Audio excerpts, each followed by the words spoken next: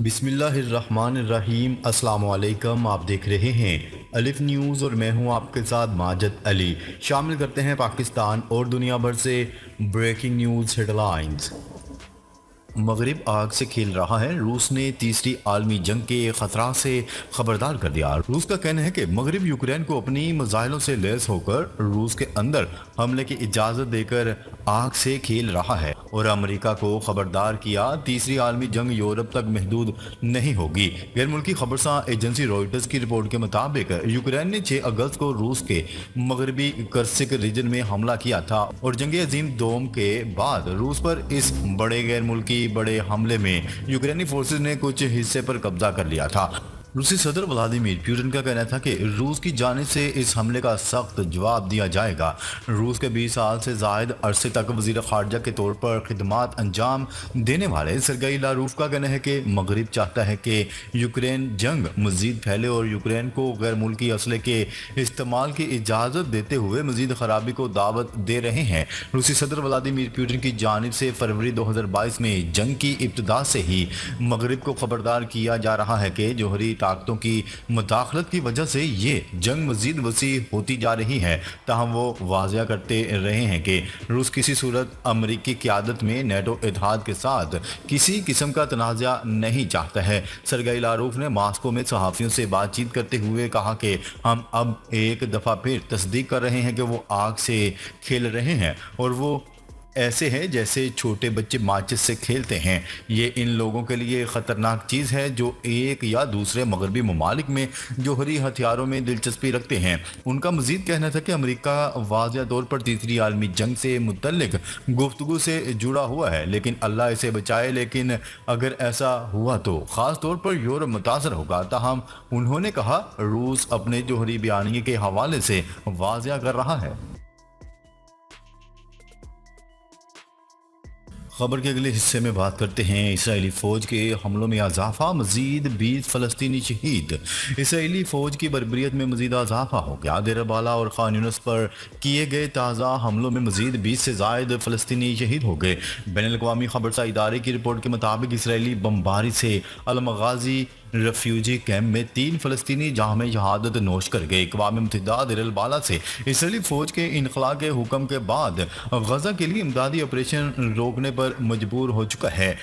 بچوں اور خواتین سمیت لاکھوں فلسطینی امدادی خوراک سے محرومی کا شکار بھی ہو چکے ہیں۔ اسرائیل کی جانب سے صرف گزشتہ 6 دن میں بے گھر فلسطینیوں کو 5 مرتبہ انخلاء کے احکامات جاری کیے جا چکے ہیں۔ اقوام متحدہ نے اپنا امدادی آپریشن سینٹر رفح کے بعد دیر البلح منتقل کر دیا ہے۔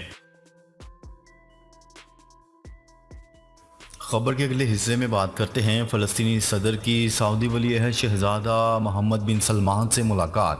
ولی عہد محمد بن سلمان سے فلسطینی صدر محمود عباس نے ریاض میں اہم ملاقات کی ہے۔ عرب میڈیا کی رپورٹ کے مطابق دونوں رہنماؤں کے درمیان ملاقات میں غزہ کی صورتحال سمیت فوجی کشیدگی کو کم کرنے پر تبادلہ خیال کیا گیا۔ اس موقع پر گفتگو کرتے ہوئے سعودی ولی عہد شہزادہ محمد بن سلمان کا کہنا تھا کہ سعودی عرب اپنے فلسطینی بھائیوں کے ساتھ کھڑا ہے۔ محمد بن سلمان کا مزید کہنا تھا کہ سعودی عرب غزہ اور دیگر علاقوں میں کشیدگی کو ختم کروانے کے لیے بین الاقوامی اور علاقائی فریقین سے رابطے میں ہے۔ اس موقع پر فلسطینی صدر محمود عباس نے شہزادہ محمد بن سلمان کی کوششوں کو سراہا۔ اجلاس میں سعودی اور فلسطینی اعلیٰ حکام نے بھی شرکت کی۔ خبر کے اگلے حصے میں بات کرتے ہیں ایران کے لیے ہمارا پیغام ہے کہ وہ اسرائیل پر حملہ نہ کرے۔ وائٹ ہاؤس نے بڑا پیغام جاری کر دیا۔ وائٹ ہاؤس میں قومی سلامتی کونسل کے ترجمان جان کربی کا کہنا ہے کہ ایران کے لیے ہمارا پیغام ہے کہ وہ اسرائیل پر حملہ نہ کرے۔ ایرانی حملے کی صورت میں امریکہ اسرائیل کے دفاع کا پابند رہے گا۔ میڈیا رپورٹس کے مطابق اسرائیلی ٹیلی ویژن چینل سے گفتگو کرتے ہوئے جان کربی کا کہنا ہے کہ حملے کے امکان کے حوالے سے کوئی پیشگوئی کرنا مشکل ہے، تاہم وائٹ ہاؤس ایران کے موقف کو سنجیدگی سے لے رہا ہے۔ ترجمان کا کہنا تھا کہ ہم سمجھتے ہیں کہ وہ ابھی تک اچھی پوزیشن میں ہیں اور اگر انہوں نے ارادہ کر لیا تو وہ حملہ کرنے کے لیے تیار ہیں۔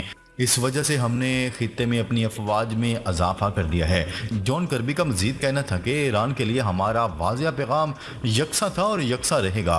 पहला ये कि ऐसा ना करे क्योंकि इस मामले को बढ़ाने की कोई वजह मौजूद नहीं, एक जामिया इलाकाई जंग शुरू करने की कोई वजह नहीं पाई जाती। दूसरा ये कि अगर जंग तक नौबत पहुंची तो हम इसराइल के दिफा के लिए तैयार हैं। याद रहे इससे कबल अमेरिका के सदर जो बाइडन भी कह चुके हैं कि ईरान की जानिब से अगर कोई हमला किया गया तो अमेरिका इसराइल के साथ खड़ा होगा और फिर भरपूर दिफा भी करेगा। खबर के अगले हिस्से में बात करते हैं। यूक्रेनी हुकूमत ने अवाम को अल्टीमेटम दे दिया। यूक्रेन के वज़ीर आज़म ने अवाम को अल्टीमेटम देते हुए कहा, जंग लड़ो या काम करके टैक्स दो ताकि फ़ौज पर खर्च करें। गैर मुल्की खबरसा इदारे की रिपोर्ट के मुताबिक वज़ीर आज़म ने अपने एक बयान में कहा कि अवाम को फ़ौज में भर्ती या टैक्सेस देने में किसी एक का इंतखाब करना होगा। यूक्रेनी हुकूमत ने मिलिट्री लेवी टैक्स का दायरा कार बढ़ाना शुरू कर दिया, जिसके ज़रिए वर्कर्स को अपनी 50% तनख्वाह फ़ौज के लिए देना होगी। दूसरी तरफ टैक्स कवानीन से बचने के लिए 8 लाख शहरियों ने खुद को बेरोजगार जाहिर करना शुरू कर दिया।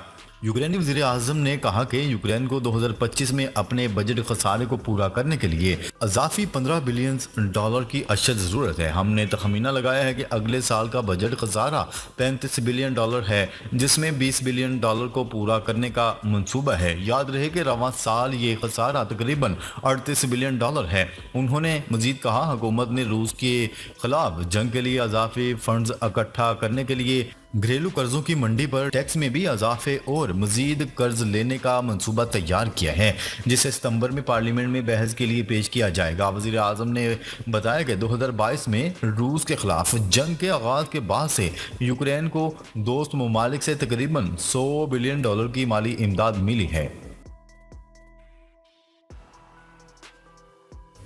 खबर के अगले हिस्से में बात करते हैं। शुमाली कोरिया का नए गार्डेड सिस्टम से लैस 240 मिलीमीटर के मुतअद्दिद रॉकेट लॉन्चर का कामयाब तजर्बा। मुल्क के सरबराह किम जोंग उन ने इस सारे अमल की बजाते खुद निगरानी की। गैर मुल्की खबरसा इदारे की रिपोर्ट के मुताबिक शुमाली कोरिया अपने हथियारों को अपग्रेड करने का अमल जारी रखे हुए है। बुध को 240 मिलीमीटर के मुतअद्दिद रॉकेट लॉन्चर्स का तजर्बा किया गया, जो कि नए गाइडिंग सिस्टम से लैस हैं। ये तजर्बा तकरीबन 3 माह बाद सामने आया है, जब शुमाली कोरिया का कहना था कि वो अपनी फौज के नए 240 मिलीमीटर के मल्टीपल रॉकेट लॉन्चर से लैस करेगा, जो जनूबी कोरिया में हदाफ को कामयाबी के साथ निशाना बनाने की सलाहियत रखता है। खबर के अगले हिस्से में बात करते हैं। अमरीकी बहरिया के एक कमांडर का कहना है कि अफसरान ने हौसियों पर ज्यादा सख्त हमलों की तजवीज़ पेश की थी, ताहम आला कमान ने इस तजवीज़ को मुस्तरद कर दिया। अमरीकी बहरिया के कमांडर ने यह बात एक यूट्यूबर को दिए गए इंटरव्यू में बताई। ये इंटरव्यू पीर के रोज नशर हुआ था।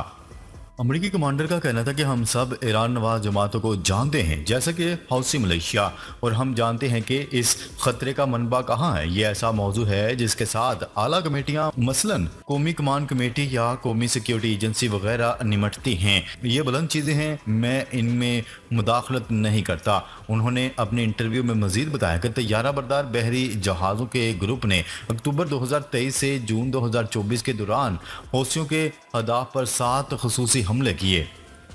आइजनहावर ग्रुप की रवानगी के बाद तैयारा बरदार बहरी जहाज़ों थियोडर रोजवेल्ट और अब्राहम लिंकन को मशरिक़ वस्ता मुंतकिल कर दिया गया।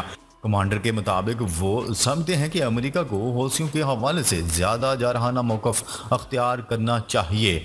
हालिया अरसे में भागी हौसी मलेशिया ने बहर अहमर में यूनानी परचम बरदार बहरी ऑयल टैंकरों को हमलों का निशाना बनाया। इसके नतीजे में टैंकर्स में आग भड़क उठी।